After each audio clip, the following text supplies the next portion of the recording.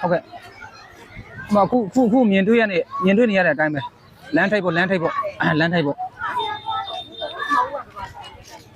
တော်တော်များများအလူရှင်တွေရှိတယ်လာလူရှိရတယ်ခင်ဗျာတော်တော်များများအလူရှင်တွေရှိတယ်လာလူရှိရတယ်ဒါပေမဲ့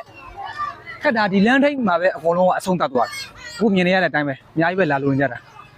တကယ်ဒီမှာကျောင်းချံဝန်းတွေမှာဂျုံခဲ့တဲ့ဆရာတော်တွေဥစဉ်တွေကဟိုးအထက်မှာအဲ့တော့အထက်ကိုကျွန်တော်လိုက်ပြပေးမယ်အထက်ကိုလူရှင်တွေကမရောက်ဘူးဝင်လည်းမကြည့်ဘူးအဲ့မှာလူပြီးတော့အကုန်လှည့်ပြန်ကြတာခက်များများရယ်ဥစဉ်တွေကဒီဘက်မှာရှိတယ်ဒါကတော့ပျက်စီးသွားတဲ့ကျောင်းဆောင်ပါ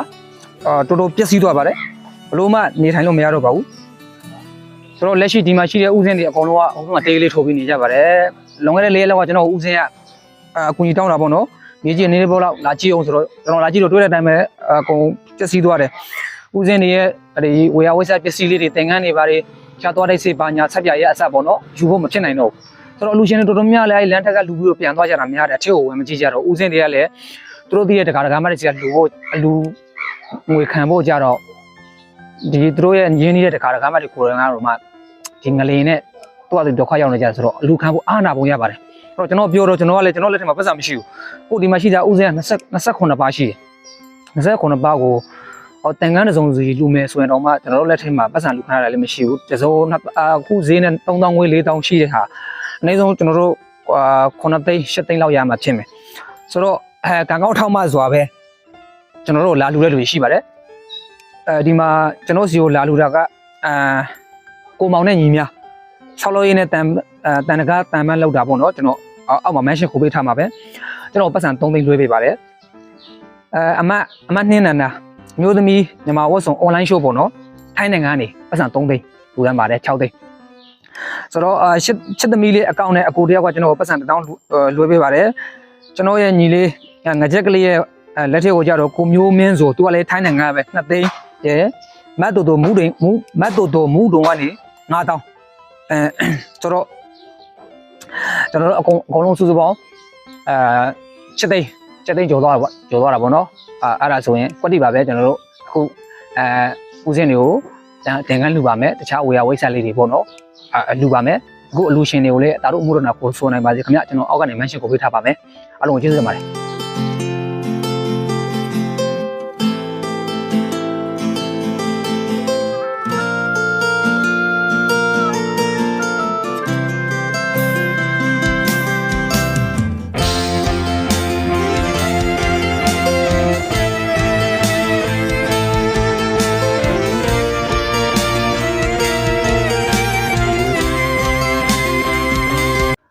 အားလုံးမင်္ဂလာပါကျွန်တော်နေ့ကဖမ်းမိတဲ့ဆရာဝင်းနိုင်ရဲ့မိုးလေဝသခန့်မှန်းချက်အခြေအနေမှာကျွန်တော်တို့မနေ့ကဧပြီလ9ရက်နေ့ညနေပိုင်းရွာသွားတဲ့မိုးနဲ့ဒီနေ့ဧပြီလ6ရက်နေ့မနေ့ကရွာသွားတဲ့မိုးကရေတို့ပါပါတယ်ခင်ဗျာလေးတိုက်တယ်ဒါတော့မှမိုးအနည်းငယ်ရွာတယ်လို့ပဲသူကဖော်ပြထားပါတယ်ဒါမဲ့ဧပြီလ9ရက်နေ့မှာမိုးရွာမဲ့အခါနှုန်းက60ရာခိုင်နှုန်းရှိတယ်ဧပြီလ10ရက်နေ့မှာမိုးရွာမဲ့အခါနှုန်းက90ရာခိုင်နှုန်းရှိတယ်ဆိုတော့မိုးရွာဖို့ပုံများပါတယ်ကျွန်တော်တို့ဧပြီလ17ရက်နေ့ကနေ12ရက်13ရက်အဲ့ရက်တွေမှာတော့မိုးတေးထန်စွာရွာမယ်လို့ဖော်ပြထားပါတယ်ဆိုတော့မလေးမျိုးနဲ့မလေးမျိုးအနီးတစ်ဝိုက်ငလေးတန်းတင်းခဲ့ကြတဲ့မိဘပြည်သူများမိမိတို့ပိုင်ဆိုင်ရာအင်္ဂါပျက်စီးသွားလို့တခြားနေရာတွေမှာလည်းသွားပြီးတော့ခိုးလုံးဖို့မဖြစ်နိုင်တဲ့အညီကိုများမိုးကာအခက်အခဲရှိနေတယ်ဆိုရင်ကျွန်တော်ရဲ့ဒီဗီဒီယိုဖိုင်ရဲ့comment တွေမှာနေရာလိုက်စာအတိအကျနဲ့ဖုန်းနံပါတ်အတိအကျလေးမှန်းခဲ့ပေးကြပါဗျာကျွန်တော်တို့မနေ့ဖန်ကျွန်တော်ရဲ့ဦးမင်းရဲ့အချက်ကလေးရဲ့တာတိရဲ့တကယ်လိုအပ်နေတဲ့မိဘပြည်သူများဆိုကျွန်တော်တို့မိုးကာတွေကိုယ်တိုင်ကိုယ်ကျလာရောက်လှူဒါန်းမှာဖြစ်ပါတယ်အဲ့တော့နေရာလိုက်စာအတိအကျနဲ့ဖုန်းနံပါတ်လေးတကယ်အခက်အခဲလိုအပ်နေတယ်ဆိုရင်မှန်းခဲ့ပေးပါကိုယ်တိုင်မလိုအပ်ပေမဲ့လို့ကိုယ့်ရဲ့ဘေးနားပတ်ဝန်းကျင်မှာလိုအပ်နေတာမိုးကာတွေတကယ်အမှန်တကယ်လိုအပ်နေတာမြင်ရင်လေကျွန်တော်တို့ဒီထဲမှာမှန်းပြီးတော့နေရာလိုက်စာလေးမှန်းပေးကြပါခင်ဗျမိုးကာဆိုကျွန်တော်ပြောတဲ့မိုးကာဆိုဒီလိုမိုးကာတွေကိုပြောတာပါခင်ဗျာဟုတ်ကဲ့လိုအပ်နေတဲ့လူများရှိရင်နေရာလိုက်စာအတိအကျနဲ့ဖုန်းနံပါတ်လေးမှန်းခဲ့ပေးကြပါခင်ဗျာကျွန်တော်တို့မနေ့ကကိုယ်တိုင်ကိုကြလာရောက်ပြီးတော့လှူဒါန်းပါမယ်ခင်ဗျာ